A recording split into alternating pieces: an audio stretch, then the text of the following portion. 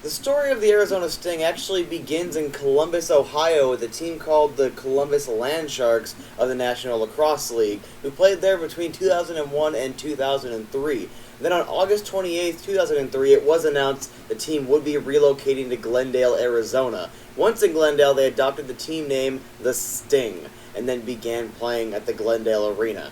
On December 26, 2003, the Arizona Sting would play their inaugural game at Glendale Arena against the Vancouver Ravens, and the Sting would win 16-12. The 2004 season was decent for the Arizona Sting, with them posting a record of 7-9 and finishing 4th in the National Lacrosse League's Western Division. Though they did not make the playoffs, there was some things to look forward to. They were led by leading scorer Pat Madalena, who scored 42 goals and 41 assists for 83 points in just 16 games, with Dan the Man Dawson finishing behind him with 26 goals, 48 assists, and 74 points in those same 16 games. And Arizona can be seen as a very top-heavy team because their top 5 players all scored at least 62 points, and all of them scored between 23 goals and 42. So Arizona had plenty of offensive talent and a decent goaltender in Mike Mirren, who did post a 7-8 record, though he gave up 188 goals against and only posted a .753 save percentage.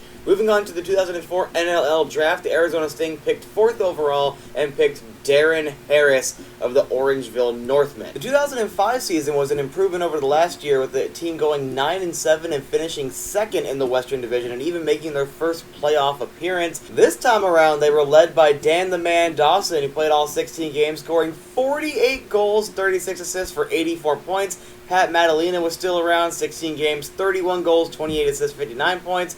Corey Bomberry, 15 games, 24 goals, 23 assists, and 47 points. And while they had less 20-goal scorers overall, they had more points going around the entire team. And a couple guys to keep an eye on: Craig Kahn, 5 games, 6 goals, 5 assists for 11 points, and their draft pick Darren Harris, who played in 7 games, scoring a goal and an assist. The Sting were a better team and even had some depth coming up, but looking at the goaltenders, Mike Mirren came back, 15 games played, 5-6 record with 168 goals against and right around the same save percentage at .741. However, the goaltender with the winning record on the team was Ken Montour, 7 games played, 4-1 record, only 40 goals against, and a .730 save percentage, so not bad overall. Moving on to the 2005 playoffs, the first playoff appearance from the Arizona Sting, they would win in the first round against the Colorado Mammoth 16-13. They'd win the division final against Calgary 19-15, and go on to the championship versus the Toronto Rock, where they would unfortunately fall 19-13,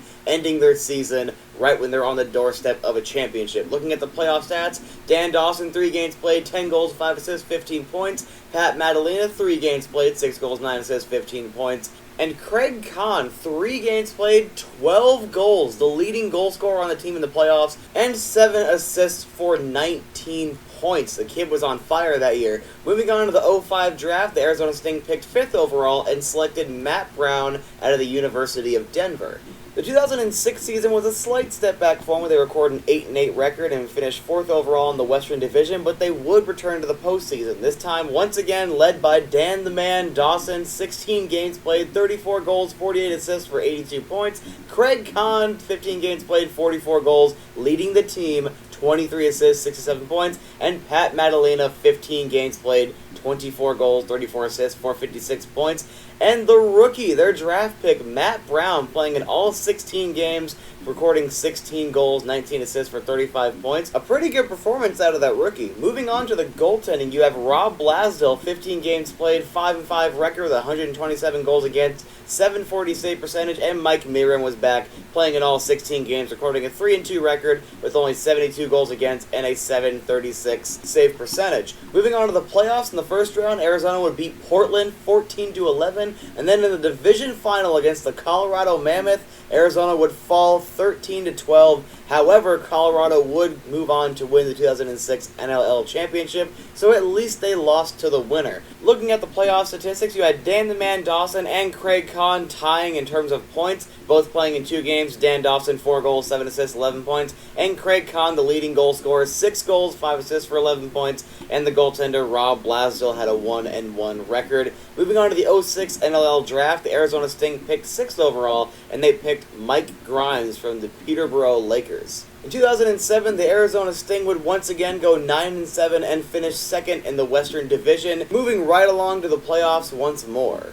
Taking a look at the leading scorers in the team in 2007, you are once again led by Dan the Man Dawson, 16 games, 47 goals, 60 assists, 107 points. This man was beyond consistent. Craig Kahn, 16 games played, 21 goals, 55 assists for 76 points. And Lindsey Plunkett, 16 games, 31 goals, 35 assists, and 66 points. Moving on to the goaltending, Rob Blasdell played in all 16 with a 9-4 record, 153 goals against, and a .762 save percentage, with newbie Mike Atwood coming in with an 0-3 record, 26 goals against, and a .690 save percentage. Moving on to the playoffs, in the first round, Arizona would beat Calgary by a score of 13-9. Going on to the division final, they would beat San Jose 9-7 and go to the championship once more. Despite Rochester actually having the better record and being the higher seed, Arizona would host this championship at W.com Arena and fall 13-11 in a hard-fought game.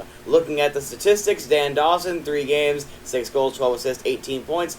Team leading scorer, Craig Kahn, 3 games, 7 goals, 12 assists for 19 points. And Derek Moloski, 3 games, 3 goals, 13 assists for 16 points. And unfortunately, that's kind of where our story starts to come to an end. On October 16, 2007, the NLL announced the 08 season would be canceled, but then just a week later, on the 25th, they would announce they agreed to another 7-year collective bargaining agreement, and the season would be salvaged. However, when the new schedule was released on November 2nd, the Sting, along with another team, had been removed from it. When the NLL Board of Governors canceled the season on October 12th, Arizona ceased their business operations, opted not to play in the 08 season. In a quote from the organization themselves, "At the time we reviewed our organization and the challenges we faced with fielding and operating a championship caliber club, both on and off the field, in a reduced time frame. After our review, we made the very difficult decision to declare inactive status for the 2008 season," end quote. And then the Arizona Sting just never ended up coming back. Prior to the 09 season, they would cease operations officially, and their players were put in a dispersal draft. While the Arizona Sting's story is short, it is not an overtly negative one. Over the 4 seasons in Arizona, they would record a 33-31 record, making them a winning team overall. They made the playoffs in 3 out of 4, that's 75% of their seasons, and they posted an all-time winning playoff record of 5-3. Another even more impressive statistic is that half of their seasons they made it to the National Lacrosse League Championship,